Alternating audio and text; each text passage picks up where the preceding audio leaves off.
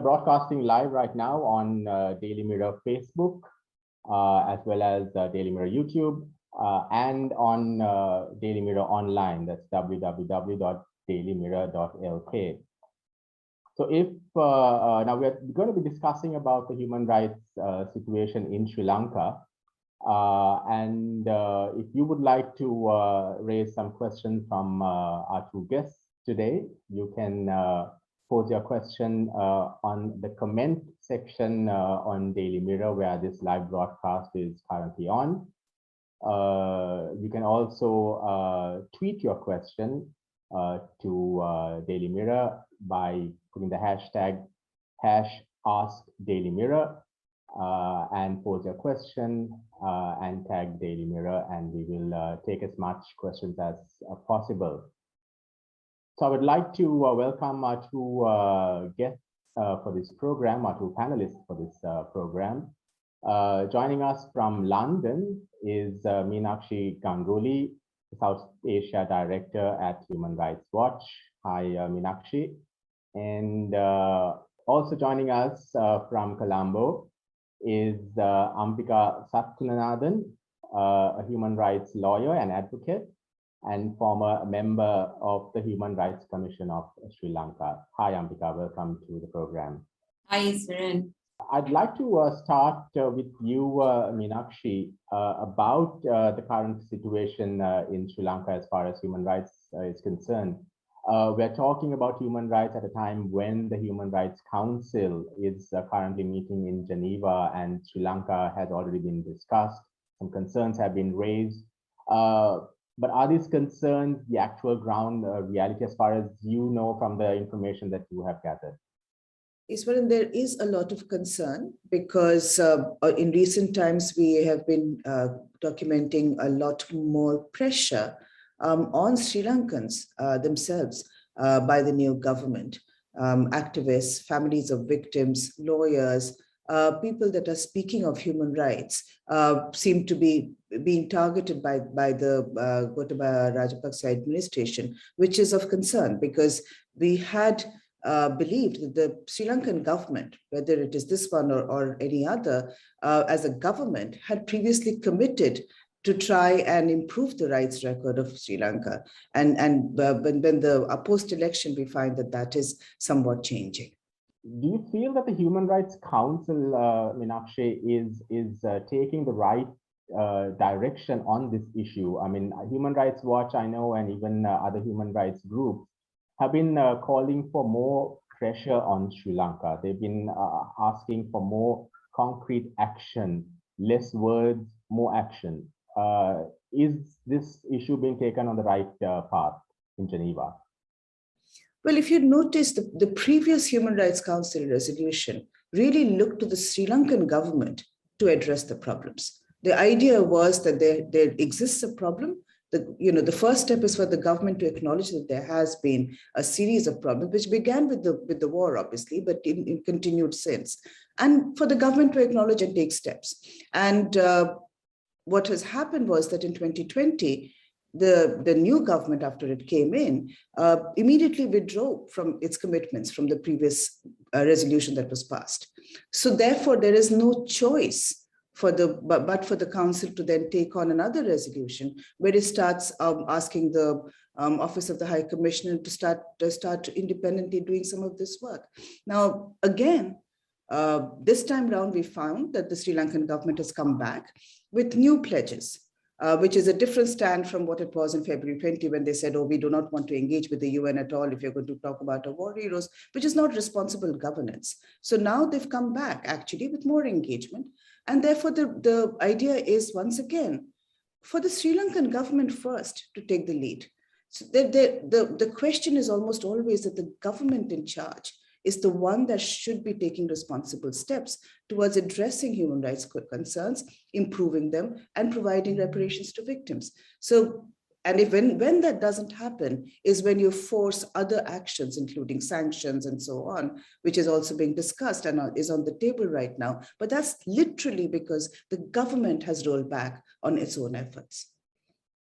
But there is also this school of thought, if I may, that the the current administration has been in power only for a very short time, and that they need to be given space and time to do more. And with the COVID situation as well, even they are saying, look, we are trying to address the COVID situation, so we need some time to first sort out one issue before we go on to the next.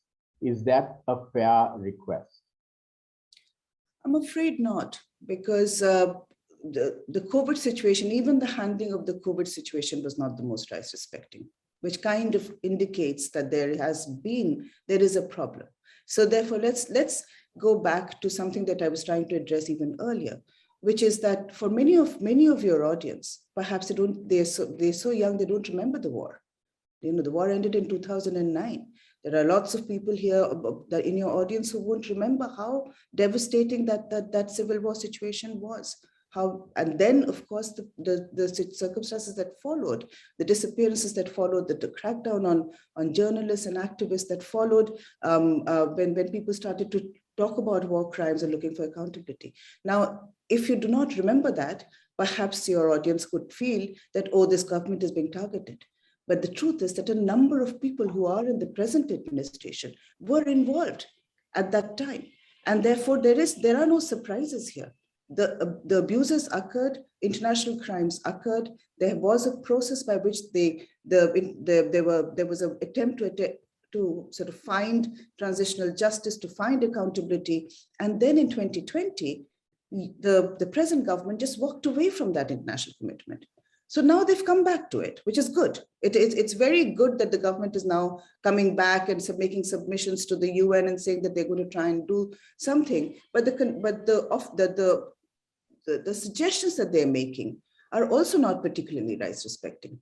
It doesn't mean it isn't the right thing, and there is no government that should behave like a sort of giving grants and amnesties in the way of former monarchs to people who have been in jail for decades, and suddenly so we're going to release them and that is enough.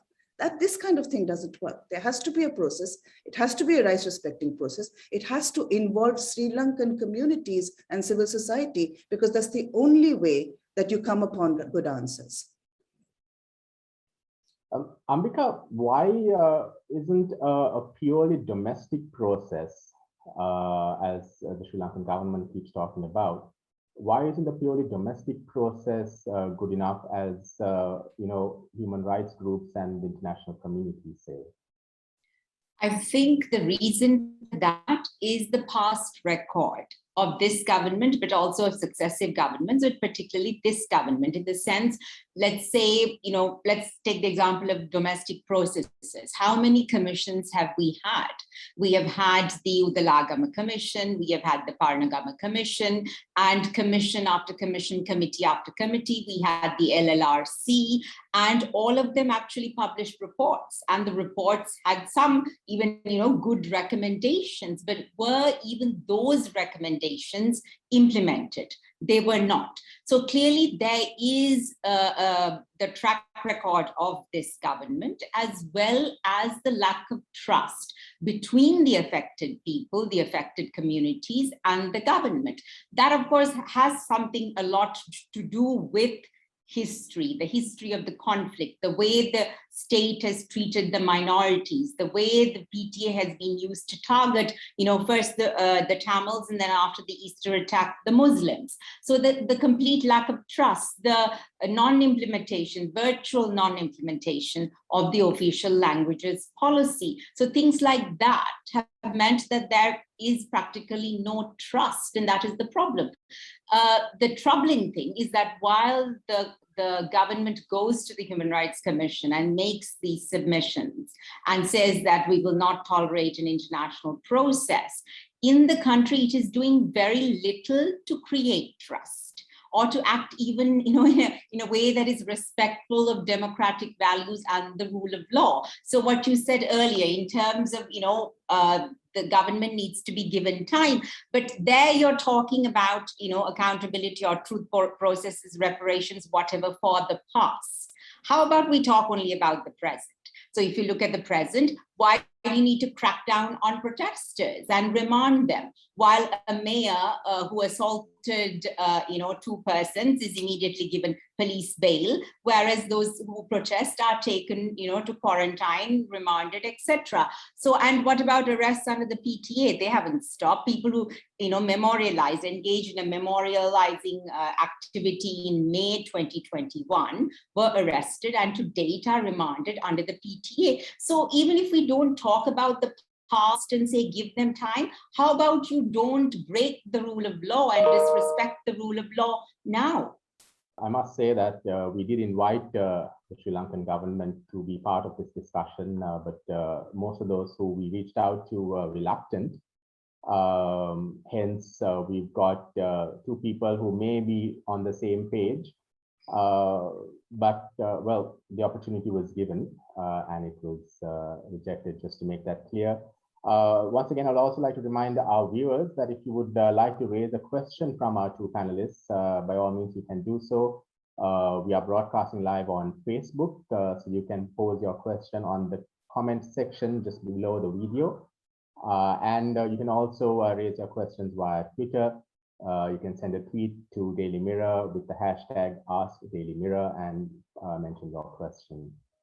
Ambika, I just want to come back to you again about you're talking about the present and one of the most, I guess, serious incidents as of present, which has been highlighted in the media, is the incident involving Lohan Ratwatta and the prison incident. How serious is that as far as human rights is concerned? I think that is very serious on many levels, because it raises, issues of respect for the rule of law right from the very top. Because here people are focusing only on the minister himself. That is individual accountability. But there is the accountability of government and accountability of the entire system, particularly the fact that a person with a history of violent behavior and who was, alleged to have committed many violations in the past was appointed to such a position. So the question about, what was the process? What was the thinking? Then, of course, even in the past, if you have seen, all of us saw there were two other incidents, right? Before this, of inappropriate behavior, supposed use of firearm in a public place, etc. And even after that, those stories didn't even make it out into the media as such, they were reported once and forgotten. There was no inquiry, no investigation, no accountability. And so therefore, I think we must raise those questions. Right now, they said they've begun a police investigation. I think the Minister of Justice mentioned that just a little while ago in Parliament. And also that they are going to appoint a special committee to do that. But once again, we will be focusing only on that one individual, and everyone else who appointed the person, enabled the person, and perhaps even tried to cover up. But of course, this just took a life of its own. They get away scot-free. And I think that is why we never see a change in the system. Today, we get rid of this minister or MP, but tomorrow there will be another. And yesterday, as I said, a week ago, the mayor, right, who was arrested a couple of days ago. So this is a problem with the state, and particularly the government and how they govern. So it goes to those kind of root causes or factors. How do you think that? The government has given a bit of a lukewarm reaction to this entire incident. They've, said that, look, Ratwatta has resigned from one particular post, the particular post which he held when this incident, or involving this incident at least, good enough. Is it good enough? Absolutely not. I would say it's not good enough at all. He continues to hold another position, a public position. I think in Sri Lanka, we don't seem to understand what being a member of parliament or a minister is. It's public office. It comes with trust. You're holding trust, for the public, and you are a servant of the public. Here, they act like demigods. right? And I think that goes to the root of the problem. So it's not at all enough, because he's still a minister, he's still a member of parliament, and is he fit for office? That is the question we need to ask. And going by his past behavior, clearly the answer is yes. The minister mentioned, the Minister of Justice in Parliament, I saw, the principle of, innocent until proven guilty. That's fine, but that is in relation to an offense, right? But not in terms of appointing to public office, because we don't have kind of a criminal investigation to see whether the person is fit for office. We also look at other elements and factors and confidence, etc. So in that sense, I would say not at all enough. You were a member of the Human Rights Commission, and we heard recently that the Human Rights Commission is also investigating this incident.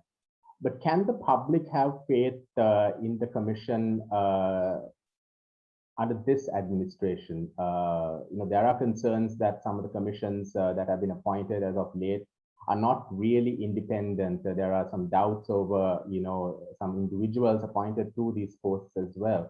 Can one have faith in the Human Rights Commission of Sri Lanka right now? Well, I think there are 2 points. One is that with the 20th Amendment, the commission ceased to be independent, because the commission was in violation of one of the Paris principles, which is independence of appointment. And that is also one of the reasons for which the commission was downgraded by the Global Alliance of National Human Rights Institutions in 2007 from A to B category. After we were appointed, we actually reapplied and we regained A status. So clearly, legally, it is not an independent body. Therefore, there is an issue with regard to questions of its independence, and can people actually expect to behave in an independent manner? And of course, the other was I saw, I think it was reported in was it The Nation or the morning newspaper a few days ago, that one of the commissioners had issued a statement about their kind of preliminary investigation. And he had said that the guards or officers had said that since they were looking at all the security protocols for the minister or taking care of it, that they had not been with the minister, and therefore they did not see anything. Firstly, it's not appropriate for a commissioner to be also mentioning what people said in their statements, because the investigations are ongoing. You're not exactly pointing out the contradictions. You have not inquired into the contradictions. But also, as someone who has visited most of the prisons in this country multiple times, I can say that protocol actually is security protocol. The main thing about security protocol in a prison is that, particularly if there's a minister, you would see all the top officials with the minister. They would be with the minister from the point that he enters until he leaves. They would never leave the minister alone with people in prison who are considered to be high security prisoners and who are kept away in an interior section locked up. So that it's contrary to what I have seen happen, because even when we go to prison, or we used to, they would accompany us. They would send a jailer with us, and sometimes the chief jailer might come. So I find that really quite strange. And as someone who has actually studied the prison system, is it normal for prisons not to even have CCTV cameras? Well, yes, they did not actually have CCTV cameras. But at that point, I think we saw at Valikara in some of the external parts, I recall seeing 2 cameras. But I remember that the government announced in April this year that they had already begun fixing it. And they said that they would finish fixing it by August. So the question is then, why wasn't it completed? And since Valikara is the place that has the most number of people at any given time, usually 3,000 people, it is a bit strange that, if they started in April, by September, that it was still not done. Meenakshi, I'd like to come back to you. It's actually a question posed to us on Twitter from Arun Aryokanathan. He's asking about the president's statement the other day at the UN, where he would like to engage with the Tamil diaspora on the reconciliation issue. How do you see this statement? Well, it is for the groups themselves to decide on whether they want to engage. They have been campaigning for a number of years now, seeking justice for the crimes that occurred during the conflict. That the government wants to talk is good.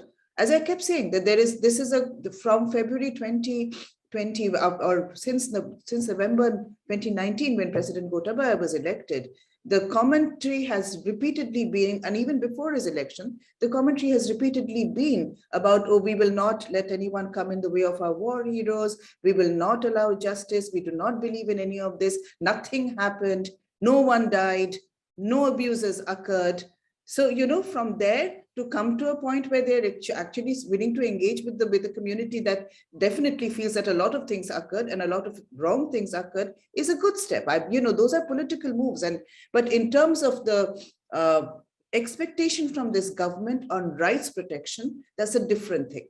And therefore, these tokenisms that are being offered, or we will, amend the PTA, we'll have some new drafts. That kind of thing is not going to be enough for the administration to demonstrate that it's a rights respecting government. There have to be clear steps that are taken. These are time-bound, credible steps. It requires a lot of consultation with people like Ambika and others who've engaged with international law for a long time. They know how the government can take these right steps to arrive at a point where it is recognized once again as a rights respecting country. And for that, the government has to do much more work. These statements, these political sort of declarations are not going to be enough. And the government has also been emphasizing on the fact that, at least this administration has been emphasizing on national security. And they say that, they are not willing to compromise on national security for any other reason. Comparing with other countries, do you see countries, giving priority to national security and as a result, letting human rights abuses also to take place?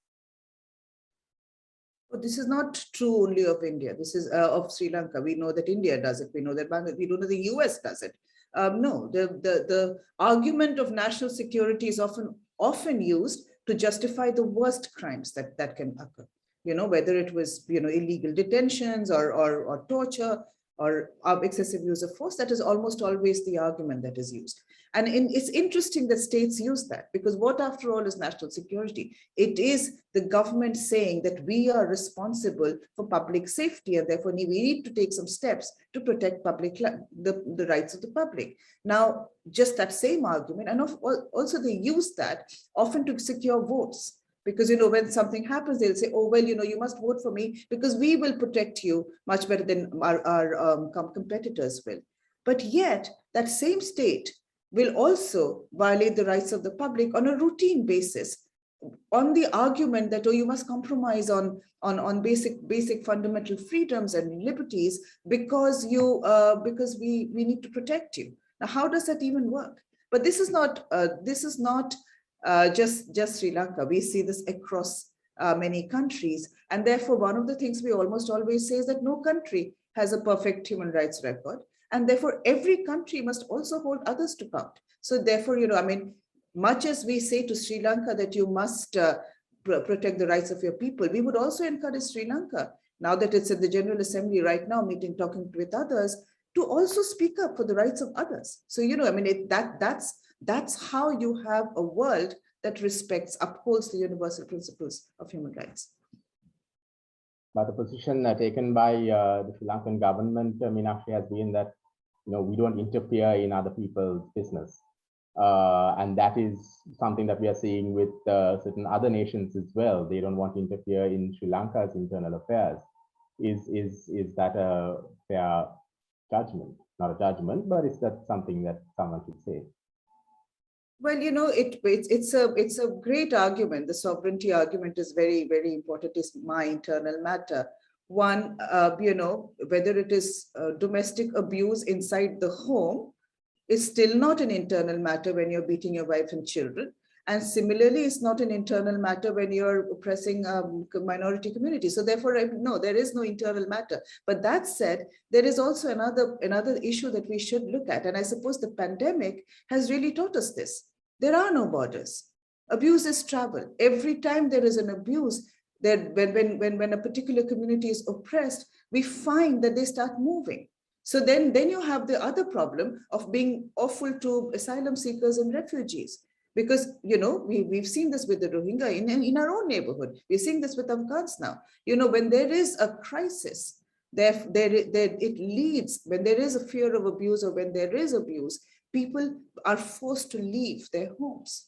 And then you come upon the whole conversation about illegal immigrants, irregular migrants, refugees. We don't want them. They are a security threat. So, this is not a world where you can sit quietly in your home inside your sort of border and oppress your people and expect no one will care and no one will look, because they will look only because it eventually impacts a broader conversation. While staying with you, Meenakshi, I'd like to raise a question posed by one of our readers on Twitter. Bhavna Mohan, she's asking a question: where does Sri Lanka stand in terms of its human rights situation compared to other countries in the world, specifically Scandinavian countries, which I understand rank very high? Want to get a context on how, in quotes, bad we have it.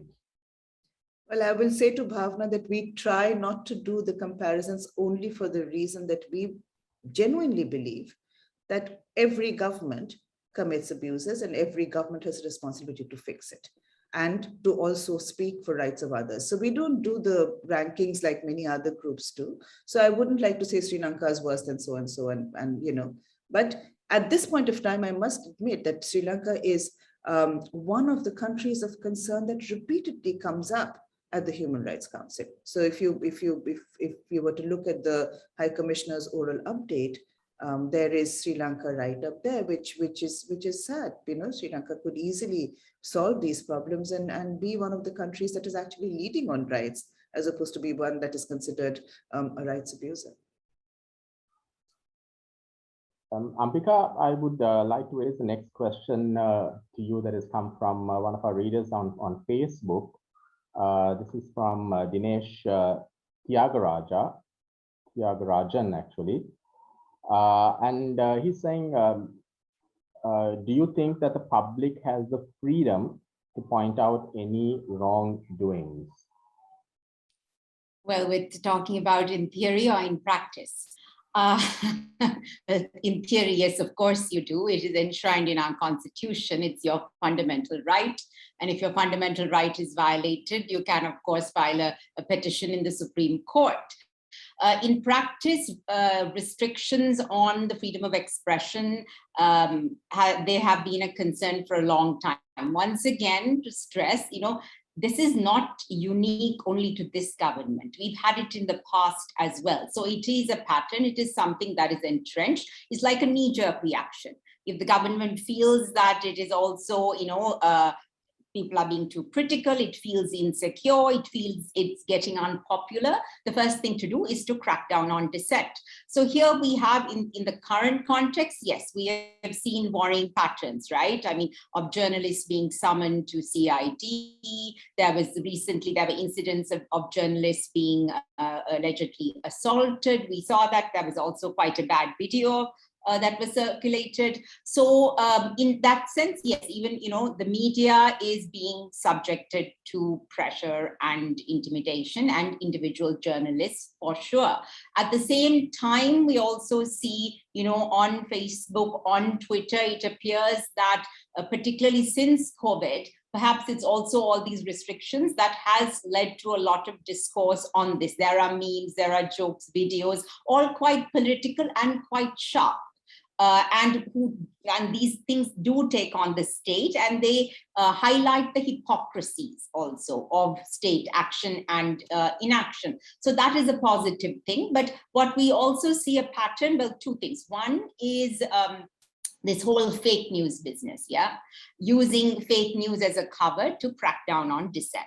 And But of course, there are huge companies we know, media barons, who constantly churn out fake news. Once again, not unique to Sri Lanka. We see this happening in India. We see this happening in the UK. So it happens in many parts of the world. But we do see that. And of course, they are not held to account and they get away scot-free. They are not arrested and remanded under the ICCPR Act, for instance. So we do see that worrying pattern. And supposedly the minister, I think at the the Minister of Media made announcements about possible laws, etc., which is all very worrying because we do not want the state to be policing freedom of expression. The other thing is this use of this term violent. I need to just butt in there, Ambika. Just today, the current media minister, Dala Salah Peruma, this question was raised from him about these new laws that are being brought in to regulate the media and regulate social media especially, and he was like, they've decided not to go ahead with these laws, and instead that they want to sit down and have a discussion with the media and try to reach an agreement. But yeah, please continue. No, brilliant news. Glad to hear it. Very glad to hear it, as I'm sure is everyone.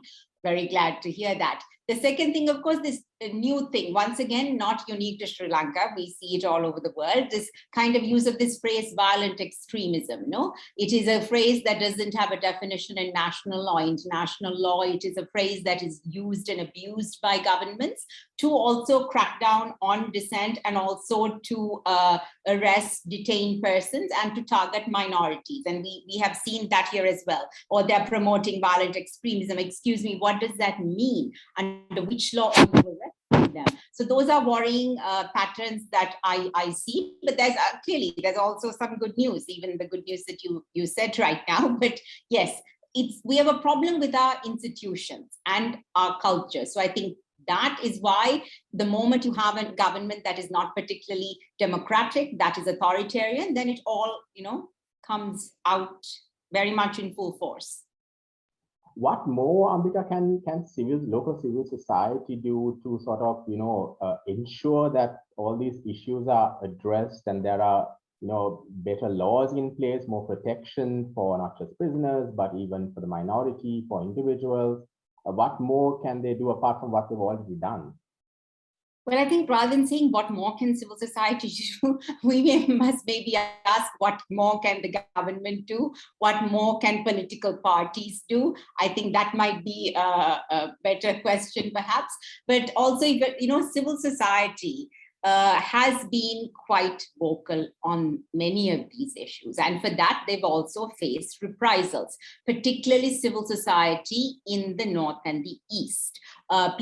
Groups who work with families of the disappeared, for instance, people who work on conflict-related issues have had visits, inquiries from the security agencies, phone calls, and even a personal incident. Just last week, I was collaborating with a group to do a session on the states of emergency.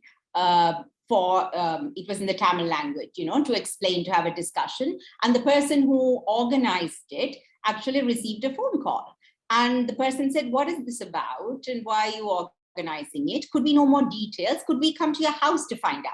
So the person said, sorry, I cannot speak right now. If it's official, please come to the office and we will take it up then. But just to illustrate, why should anyone even be calling this civil society organization about a discussion on states of emergency, So I think it's in a way unfair to say what should civil society do, because they have been doing they've been trying and also being placed at risk. But also the other part of your question about laws.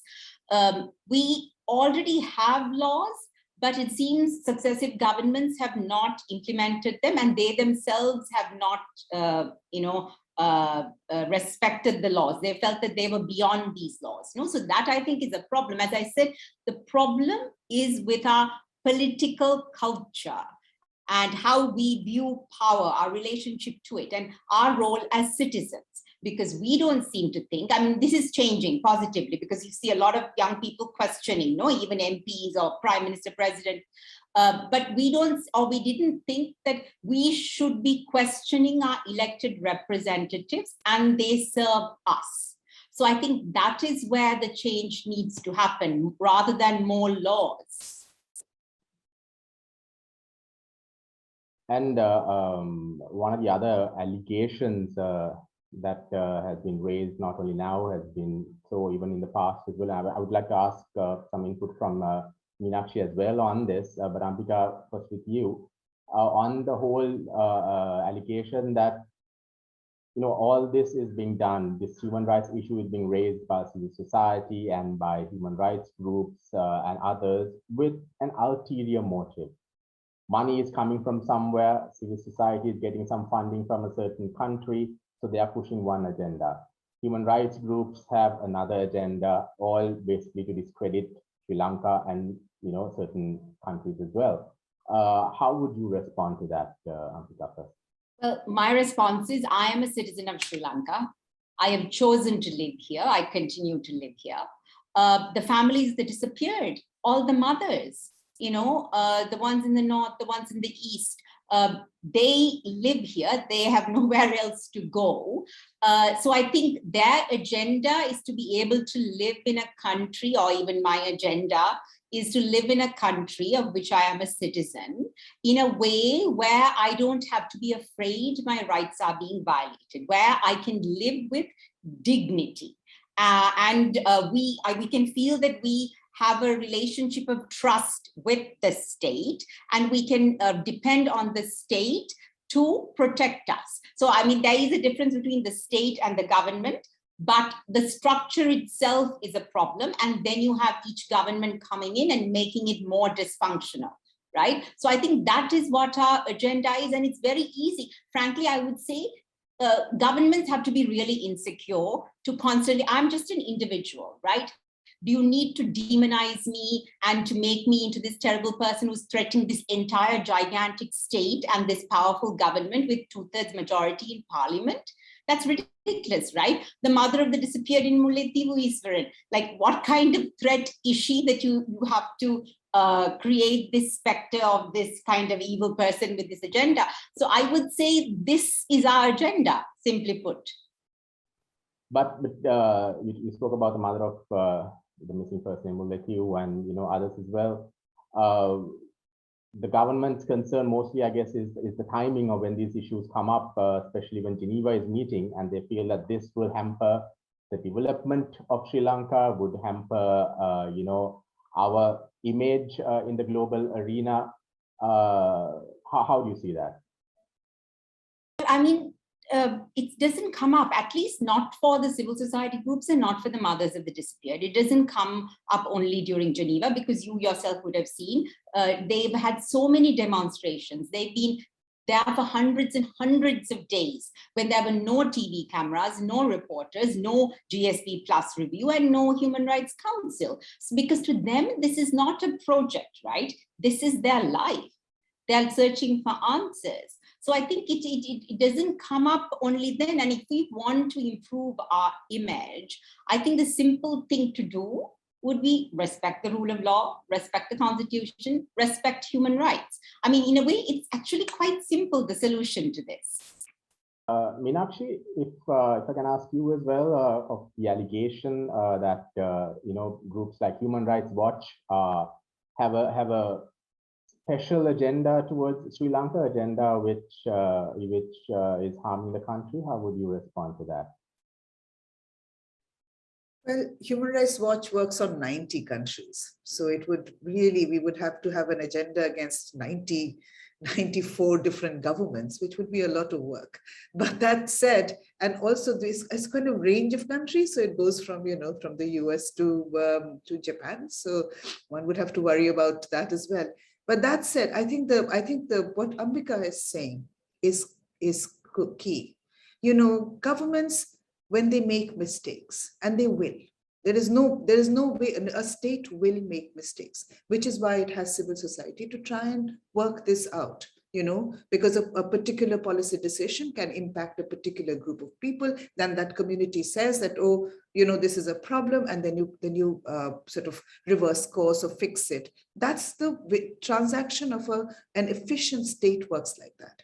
So what can be, and the first thing that we find is therefore a government that is not actually good on intention, wants to be politically motivated and trying to create its own sort of political legacy. Well, the first thing it does is tries to negate any kind of criticism.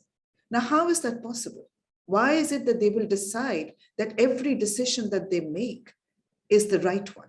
Because of course it's not. No state can make only the right decision, which is why you have the press and you have, activists, you have affected communities who then come forward and say, no, this is not working. This is how you need to.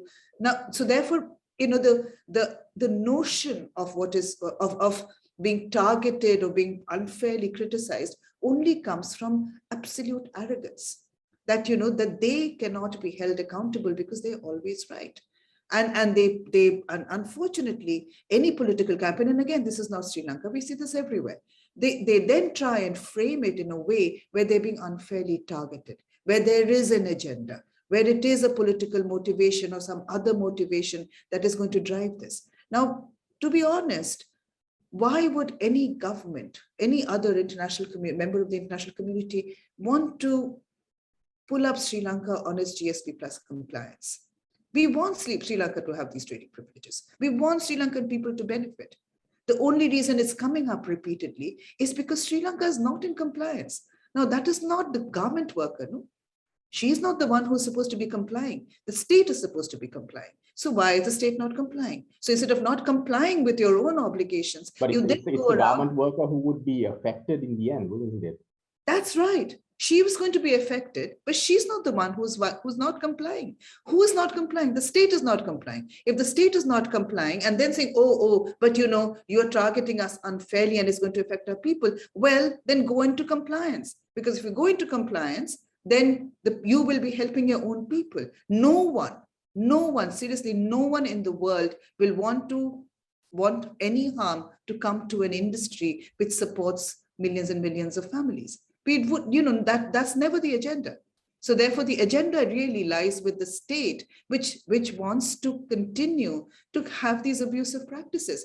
I mean, which is why I keep talking about the PTA again and again, and this is not just this government, even the previous government did this. Why? The previous government is the one that got the GSP Plus because they committed to repealing PTA. Why did they not do it? Now this government has come in, and once again they're saying, we will amend the PTA. PTA cannot be amended. It's just a terrible law. It has to go. So therefore, these conversations, and then these sort of, little sort of, we'll set up an advisory board. We will release 5 people. No, we will release 10. Maybe we'll release 40. These are people that have served their terms. We don't even know whether they receive fair trial. Half of them were held in custody and tortured. What about the reparations for them? These are process. You cannot try and get around legalities, and that is what the state is doing. So again, I will say there is no agenda. The only agenda is to have a rights respecting state which complies with its own commitments. When you sign a trading agreement, you make a certain set of commitments. Keep those commitments. That is how you will become a responsible member of the international community. And certainly, as Ambika has repeatedly been saying, that is how you gain the trust of your own citizenry. Because when you commit to something, you do it in a rights respecting way, instead of going into this sort of hysterical, victimhood, playing out that, we are being targeted unfairly, there is an agenda. No, there isn't. Just do what you're supposed to be doing and you'll be fine. Just uphold rule of law. When the international community, Meenakshi, is rather silent on some of these issues, especially Sri Lanka's neighbor, India, is it a case where, Sri Lanka is sort of riding on that support and, not meeting the commitments that it has given to the council and others on the human rights issue? Well, we find 2 things that happen. Well, a number of things happen in this whole issue. One is we find that other governments often speak of strategic interest. So if you will, there is always this, then certainly because the world is now aligning in a way where there is great concern about China's investments and its promotion of rule of law that is about as weak as it is in China itself, then there is one conversation that happens over there. There's another conversation which is of trade and economy. Frankly, for us, we don't care. You should trade with everybody. You should have strategic conversations. You can have public safety and maritime. These are not things that we even know about. So, those are businesses that states have with each other. And it's great that they're doing all of this. And one day we hope that there will not be a sort of targeting of one particular country that is always the bogeyman, but then that's another matter. But that said, India right now is as much in the doghouse for its own abusive practices at home. And therefore, not only should India be fixing the problems in its own country, the same issues that we're talking about, crackdown on civil society, stigmatization of minority communities, this is something that is happening also in India. And what is more, India should be, just as India should be fixing its own problems and telling Sri Lanka to do so, we also think Sri Lanka should be fixing its own problems and telling India to do better. That is how partnerships work.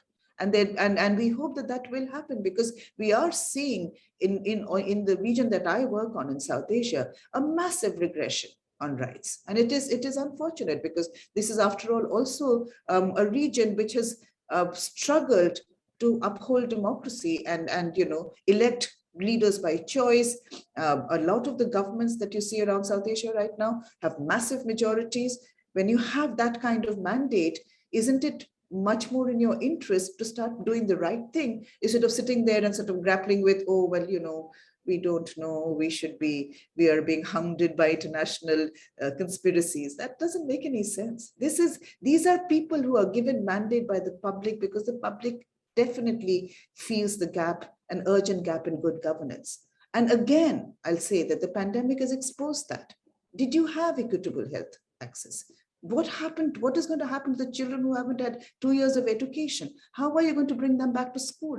What is going to happen to the economy? These are pressing issues that these governments can act on and address, instead of sort of going into these oh well, we are being impeded by a community, by the international community and human rights groups that are asking us about our rights protections. They don't contradict each other. A rights respecting approach is going to solve all of these problems. Ambika, do you think the general public, I mean, keeping civil society and maybe even the media and human rights groups aside, do you think the general public are really focused on these human rights issues, or they have other more pressing issues as a result of which these issues sort of take a back seat? Well, I think perhaps, let's put it this way. Maybe I think some sections of the public do not realize that those pressing concerns that you talked about are actually human rights concerns. And we saw this at the Human Rights Commission. So for instance, they may not care about arbitrary arrest and detention, but the moment a family member is arrested, that is when they think, there is a Human Rights Commission. Let me go and complain because I want a remedy. Or even in terms of school admissions. I think, like maybe at least 30-40% of the complaints the commission received were school admissions. Based on what? Article 12 of the Constitution, right? That is a right. So they're claiming their right to education because the education system is inequitable, they don't have equal access, there is discrimination, etc. So the thing is, people are struggling to enjoy their rights, to access them. And perhaps they don't understand that it is a right? They think it's, as you said, a concern in my life. So it is up to us to educate them about that. That said, I think one of the positives of the devastating impacts of the pandemic is one of the positive outcomes is that people are increasingly beginning to see that, because we see this discussion even on Sinhala media, Sinhala social media, people questioning about funding for the health sector, why they don't have enough PCR machines, or why they don't have enough ventilators, right? And what are the salaries of the nurses? Why are they protesting? What about the teachers? Why are they protesting? all rights, all human rights. So I think, in a sense, the pandemic has brought about some change in public discussion and awareness, but I think clearly a lot more needs to be done.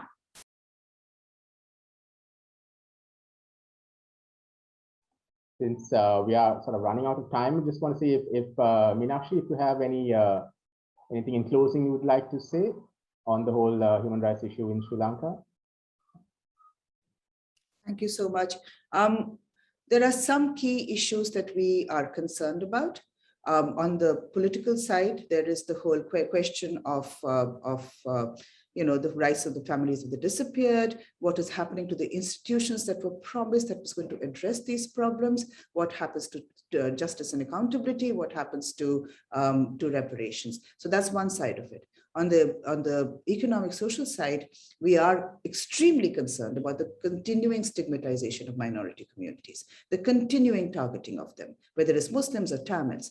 We are concerned about how the pandemic was handled and how it again targeted, it was used often to target communities. So on both sides, Sri Lanka can do better. Sri Lanka has the capacity to do better if they are going to get away from being as arrogant really as they are right now in terms of we won the war. No, there is much more that is involved and needed in terms of justice, in terms of accountability, in terms of protecting rights and fundamental freedoms that this government should be doing and should be doing so.